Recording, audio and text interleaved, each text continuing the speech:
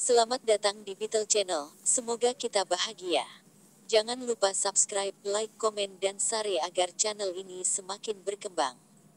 Terima kasih. Novel Kemenangan dalam Hidup, bab tahun 1721 sampai tahun 1725. Bab 1721. Ana. Suara seorang wanita datang dari belakang Ana. Ana berbalik dan menatap wanita cantik yang mendekatinya. Dia hendak menyapa ketika dia melihat seorang pria tinggi pirang tampan di sebelah wanita itu. Ana mengerutkan kening dan berkata dengan datar, "Catherine, ada yang bisa saya bantu?" Catherine berjalan ke arah Ana, menekan kegembiraannya, dan berkata, "Selamat telah memenangkan medali emas dalam kompetisi desain mode ini. Saya mendengar bahwa Anda telah menerima undangan ke Paris Fashion Week. Saya sangat iri pada Anda. Anda satu-satunya yang mendapatkannya di antara begitu banyak dari kita." Ana tertawa. Ini tidak seperti tidak ada cara lain untuk pergi ke Paris Fashion Week. Mengetahui Anda, Catherine, Anda harus memiliki jalan masuk. Catherine menggelengkan kepalanya dan berkata, "Itu berbeda. Anda diundang sebagai yang baru desainer, dan Anda memiliki kesempatan untuk memamerkan satu set pakaian yang Anda rancang. Bahkan jika saya pergi ke sana melalui cara lain, saya hanya bisa menjadi penonton. Mari kita berhenti membicarakan aku, Ana, ini saudaraku Yeremia. Apakah Anda ingat dia? Dia selalu ingin mengobrol denganmu," kata Catherine tiba-tiba dengan penuh semangat. Ana tampak tak berdaya dan berkata, "Catherine, aku benar-benar tidak ingin akrab dengan teman lawan jenis. Apa kamu tahu maksud saya?" "Ana, saya pikir Anda harus memberi saya peluang." Yeremia tiba-tiba berbicara dan berkata, "Kami hanya berteman. Bahkan negara kuno dan konservatif akan mengizinkan lawan jenis untuk berteman, kan?" Ana tampak dingin dan berkata, "Pak, saya harap Anda bisa lebih sopan saat berbicara.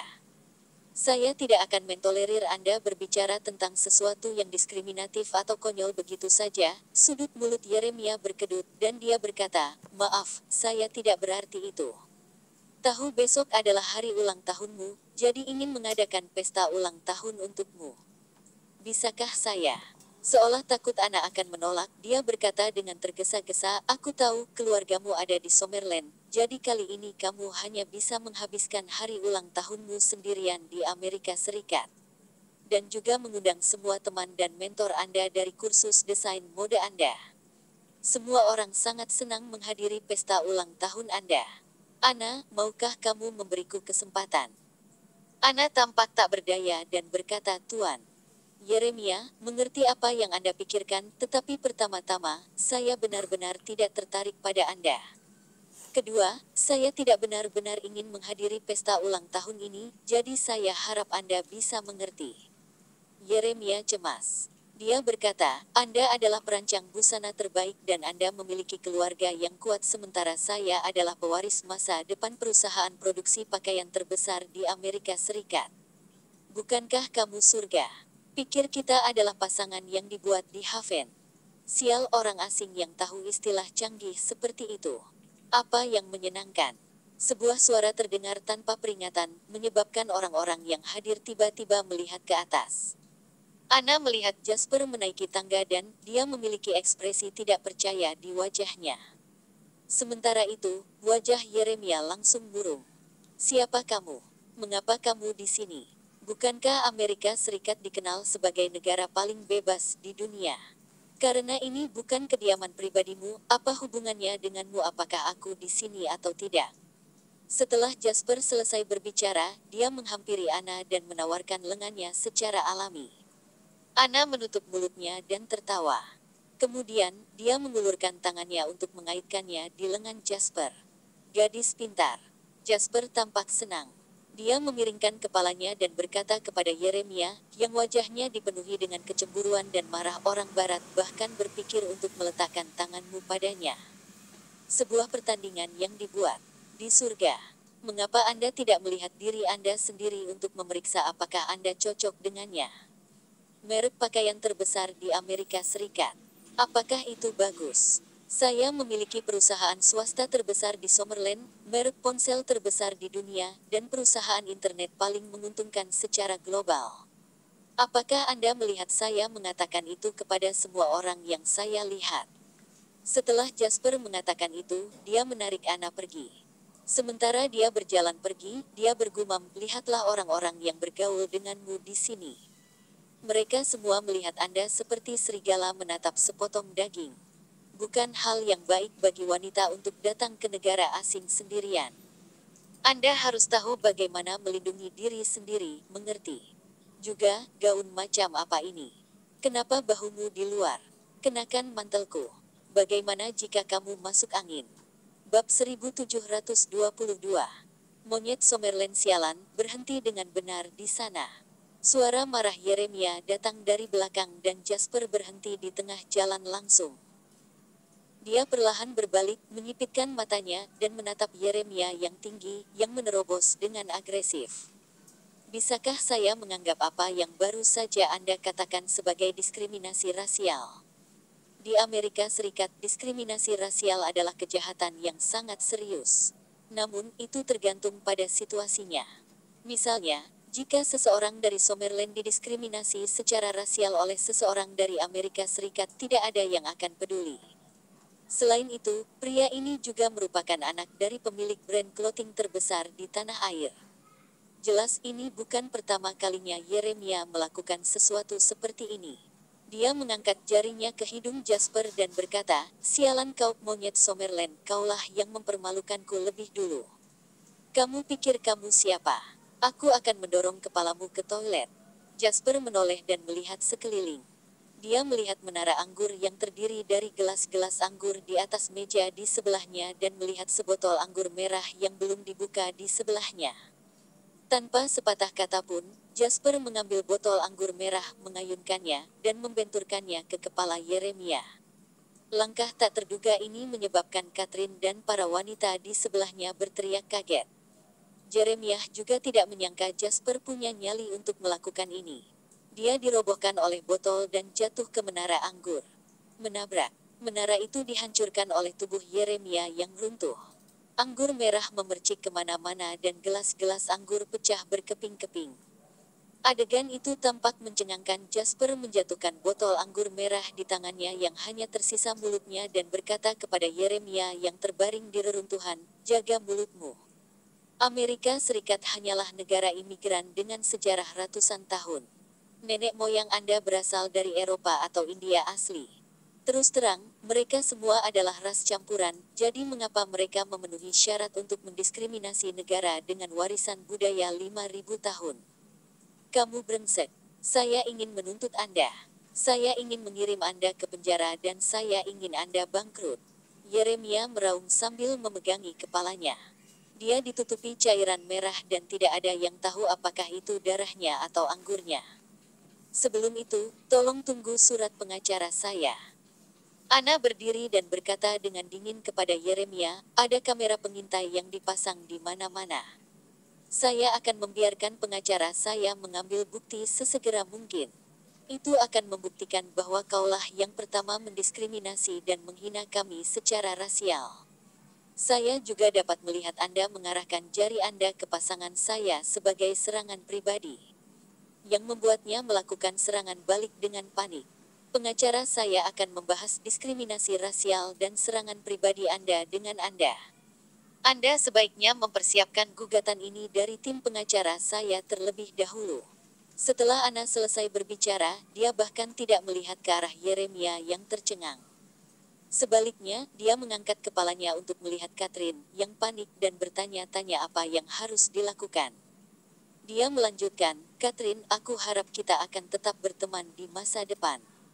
Setelah jeda sebentar, Ana melanjutkan, "Tapi jika menurutmu ini akan membuat canggung, maka tidak apa-apa bagiku juga. Selamat tinggal." Setelah berbicara, Ana pergi bersama Jasper. Kali ini, Yeremia tidak berani memuntahkan omong kosong lagi saat dia melihat mereka pergi. Pukulan berat dari Jasper barusan hampir membunuhnya di tempat. Setelah mereka berdua meninggalkan tempat kejadian, Yeremia berdiri dengan gemetar dengan bantuan orang lain. Meskipun telapak tangannya memegang dahinya, darah masih mengalir melalui jari-jarinya dengan deras.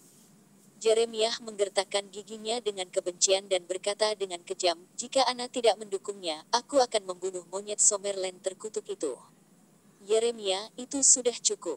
Seseorang dari kerumunan yang datang untuk menonton drama itu berkata sambil tersenyum, "Kamu dipukuli tanpa alasan, juga pasti dituntut. Tapi kamu akan monyet Summerland yang Anda sebutkan bernama Jasper Line."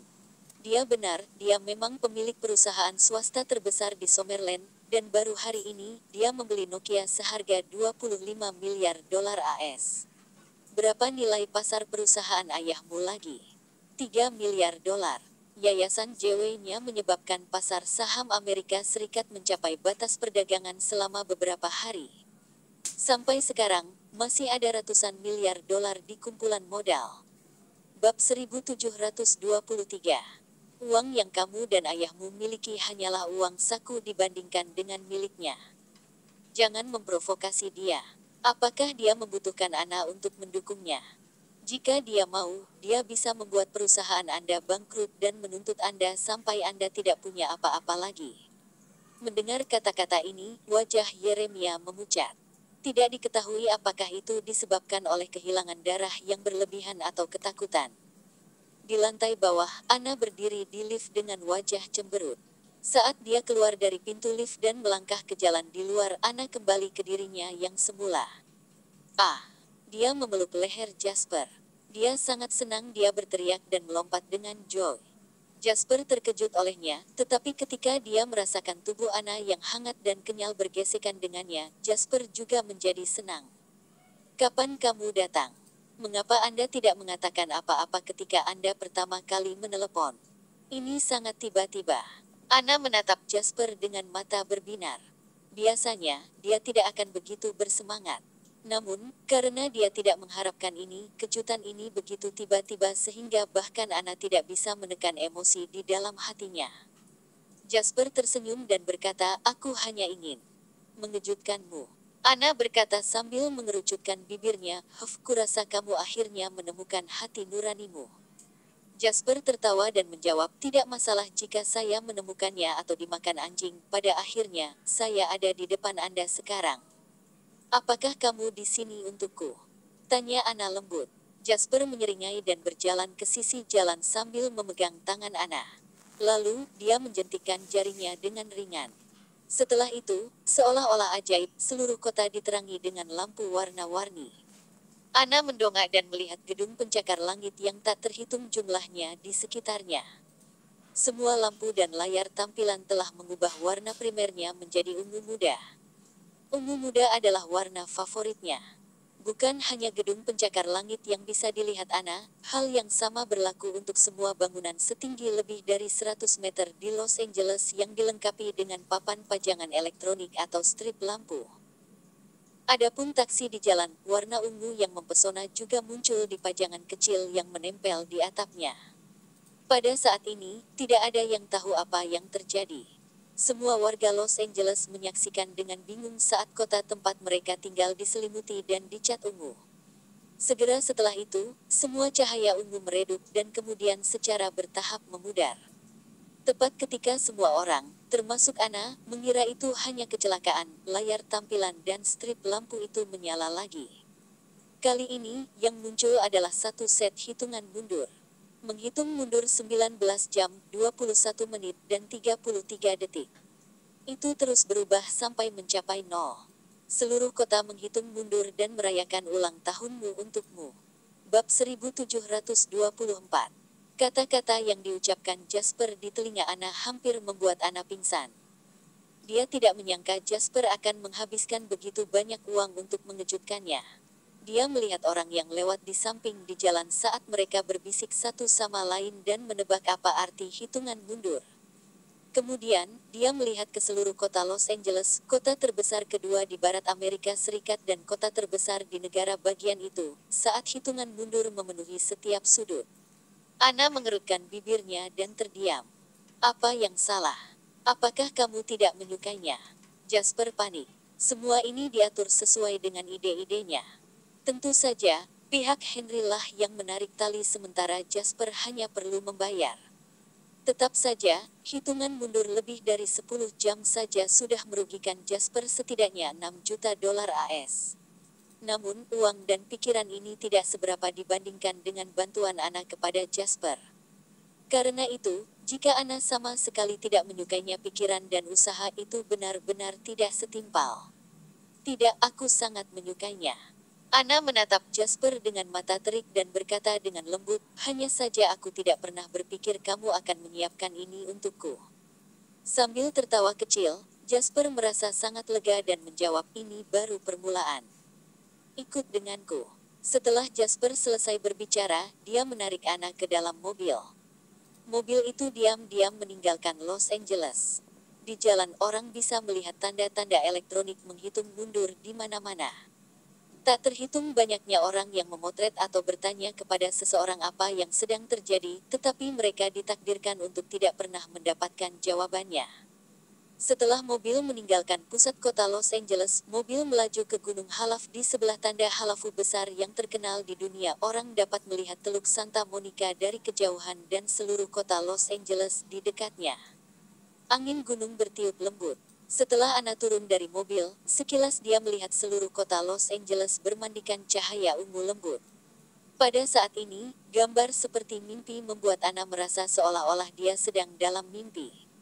Pasti banyak usaha, kan? Tanya Ana. Jasper tersenyum. Sebenarnya untuk melakukan ini, uang hanyalah masalah sepele. Masalah utamanya adalah sangat sulit untuk menarik tali untuk menyelesaikannya.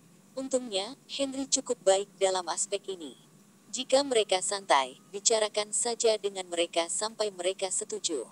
Sebaliknya, jika mereka tidak begitu santai, buang saja uang mereka sampai mereka menjadi santai. Begitulah cara hal ini dilakukan. Meski begitu butuh hampir sebulan untuk mendapatkannya selesai. Itu semua sepadan.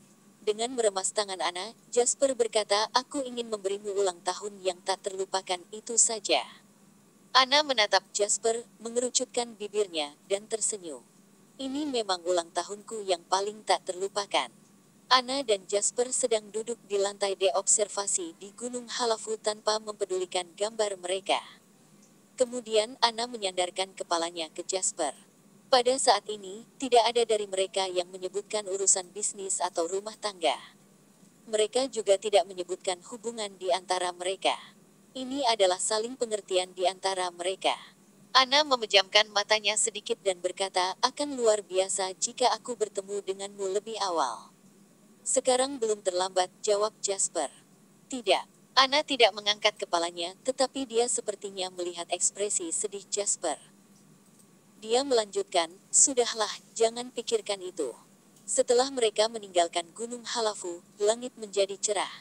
Hitung mundur yang memenuhi cakrawala terbaca 16 jam, 21 menit, dan 3 detik sekarang. Kali ini, Jasper yang mengemudi. Ana tidak bertanya kemana mereka akan pergi. Dia hanya dengan patuh menyaksikan hitungan mundur yang bisa dilihat di mana-mana di luar jendela mobil, membiarkan Jasper memimpin. Jasper berkendara ke Beverly Hills. Itu adalah daerah kaya yang terkenal di seluruh dunia, apalagi di Amerika Serikat. Villa di sini bernilai ratusan juta dolar AS. Bahkan jika Anda memiliki begitu banyak uang, Anda mungkin belum tentu bisa membelinya.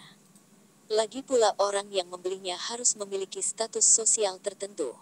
Jasper juga menggunakan tempat ini sebagai situs ziarah di kehidupan sebelumnya, tetapi sekarang setelah statusnya mencapai level ini, dia tahu bahwa pada kenyataannya, ketika tempat itu menjadi lebih terkenal, banyak elit sejati telah pindah.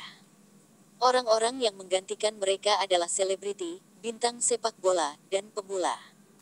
Jasper secara alami tidak akan membeli villa di sini, jadi sebagai gantinya, dia menyewa satu. Di dalam villa, makanan dan kebutuhan sehari-hari telah disiapkan. Ketika Jasper sedang memasak dan menyiapkan sarapan, dia melihat bahwa Ana sudah berbaring di sofa tertidur lelap. Setelah makan sarapan sendirian, Jasper mengangkat telepon dan memutar nomor. Apakah semuanya malam ini sudah diatur? Tanya Jasper. Bapak, lain, semuanya sudah diatur dengan baik. Tidak akan ada masalah. Oke, terima kasih atas kerja kerasmu. Setelah saya kembali, semua orang akan dibayar setengah tahun gaji. Saya yang akan membayar. Jika Anda ingin seekor kuda berlari, Anda tidak boleh lupa memberi makan kuda itu. Karenanya, Jasper tidak akan pernah membuat kesalahan dalam hal ini pandangan. Setelah meletakkan telepon, dia kembali menatap Anna yang masih tertidur. Jasper kemudian berbalik dan mulai menyiapkan makanan yang lezat. Pada saat ini, sebuah pesawat turun perlahan di Bandara Internasional Los Angeles. Echo dan ketiga bawahannya berjalan keluar dari lorong dengan wajah gelap. Jasper, aku ingin melihat kemana kamu akan lari kali ini. Di pintu masuk bandara, Echo bergumam dengan tatapan jahat pada miliknya wajah. Pada saat ini, salah satu bawahannya bertanya, Tuan, well, kemana kita akan pergi sekarang? Kita akan mencari Jasper. Tentu saja setelah dia mengatakan itu, Echo juga menyadari ada yang tidak beres. Itu karena dia tidak tahu Jasper. Ini adalah Los Angeles di Amerika Serikat, bukan Finlandia yang dimiliki Fabian diselidiki secara menyeluruh. Tidak ada yang tahu kemana Jasper pergi setelah dia turun dari pesawat. Ketika Echo memikirkan hal ini, dia merasa cemberut dan diperparah di dalam hatinya. Jadi, dia menelepon Fabian. Karena perbedaan waktu, Fabian sedang tertidur lelap ketika dibangunkan oleh panggilan tersebut. Saya meminta Morrison untuk memeriksanya, tetapi dia masih membutuhkan waktu. Saya akan segera memberitahu Anda ketika ada hasilnya. Fabian menutup telepon segera setelah dia selesai berbicara. Echo juga meletakkan ponselnya perlahan. Bapak, well, apakah kita punya alamat? Bawahan bertanya. Ayo cari hotel untuk menginap, kata Echo dingin setelah menggelengkan kepalanya. Mereka sedang mencari lokasi Jasper. Saat mereka mengetahui di mana dia tinggal, kita akan segera pergi. Setelah kami membunuhnya, kalian harus segera pergi.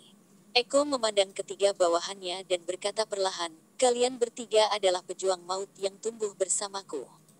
Setelah aku dikeluarkan dari keluarga, kalian juga disingkirkan. Jasper adalah orang yang membawa penghinaan ini pada kita, jadi kita tidak bisa membiarkan dia pergi. Saya sudah menyiapkan sejumlah uang untuk kalian, dan itu akan cukup untuk sisa hidup Anda. Segera, tiga bawahan saling memandang dan menundukkan kepala pada saat yang bersamaan. Diterima. Bab 1725. Keesokan harinya, sudah malam ketika Anna bangun dengan santai. Matahari terbenam keemasan bersinar melalui jendela Prancis yang lebar dan transparan dan memenuhi ruangan. Anna mengangkat selimut dan bangkit, tetapi ketika dia menginjak karpet lembut, dia melihat sesuatu yang aneh di bawah kakinya. Ketika dia melihat ke bawah, dia melihat ada jalan setapak yang terbuat dari kelopak mawar. Itu memanjang dari bawah tempat tidurnya keluar rumah. Juga ada kartu kecil di meja samping tempat tidur. Apakah kamu bangun? Ikuti kelopak mawar dan keluar dari rumah. Ada kejutan menunggumu. Orang ini. Aku ingin tahu wanita mana yang mengajarinya begitu banyak trik. Dia tidak tahu bagaimana melakukan semua ini sebelumnya. Anna mendengus. Bahkan jika dia mengatakan itu, dia masih berjalan di sepanjang jalan mawar kelopak bunga dengan penuh kasih dan patuh. Kamar tidur hanyalah tempat untuk meletakkan tempat tidur di villa mewah semacam ini, sedangkan kamar mandi akan terletak di luar kamar. Mengikuti jalur kelopak mawar, Anna melihat semua perlengkapan mandi diletakkan di meja, serta satu set lengkap perhiasan halus dan berharga seperti anting-anting dan kalung. Anna bisa melihat sekilas bahwa set perhiasan ini dibuat oleh Master Top. Itu jelas bukan jenis barang biasa yang bisa dibeli di mana saja di toko. Setelah mandi, Anna dengan hati-hati meletakkan semua perhiasan satu persatu di tubuhnya.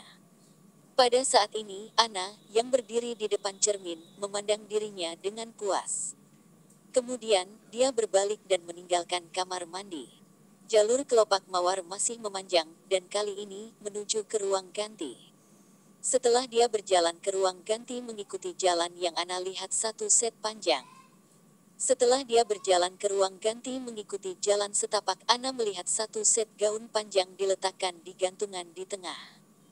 Gaun ini mengejutkan Anna. Gaun ini adalah proyek tahun terakhir yang dia rancang sendiri. Itu juga proyek yang memenangkan medali emas dan memberinya tiket untuk bersaing di Paris Fashion Week. Anna tidak tahu bagaimana Jasper memperoleh gaun ini, tapi ini tidak menghentikannya dari merasa bersemangat saat dia berdiri di depannya. Untuk setiap desainer itu akan menjadi luar biasa hal untuk dapat memakai desain mereka sendiri. Setelah dia mengenakan gaun itu, potongan halusnya sangat pas dengan tubuhnya, menonjolkan sosoknya yang melengkung. Setelah berjalan keluar dari ruang ganti, dia melihat bahwa jalur kelopak mawar kali ini sedikit lebih panjang.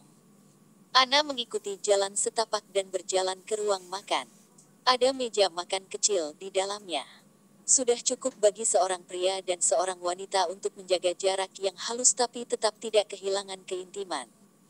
Anggur merah, makanan, dan lilin menghiasi meja. Pada saat ini, tirai listrik di jendela Prancis di sekitar Ana tertutup perlahan. Ruangan itu perlahan meredup, namun Ana tidak panik. Dia menikmati apa yang dimiliki Jasper disiapkan untuknya. Dengan sekejap, lilin di atas meja tampak menyala sendiri dan api kuning mulai menari-nari di ruangan yang remang-remang itu. Kemudian, wajah Jasper muncul di tepi sinar kuning. Dia berjalan di depan Ana dengan senyum di wajahnya. Kemudian, dia mengangkat tangannya dan menawarkannya kepada Ana dengan sopan. Ana terkikik pelan dan mengulurkan tangannya untuk meletakkannya di punggung tangan Jasper.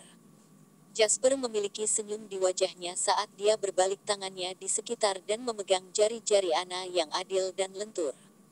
Dengan tarikan lembut, dia menyelimuti Ana, yang tidak melawan sama sekali, ke dalam pelukannya. Pada saat ini, suara lembut biola bisa terdengar di ruangan yang remang-remang.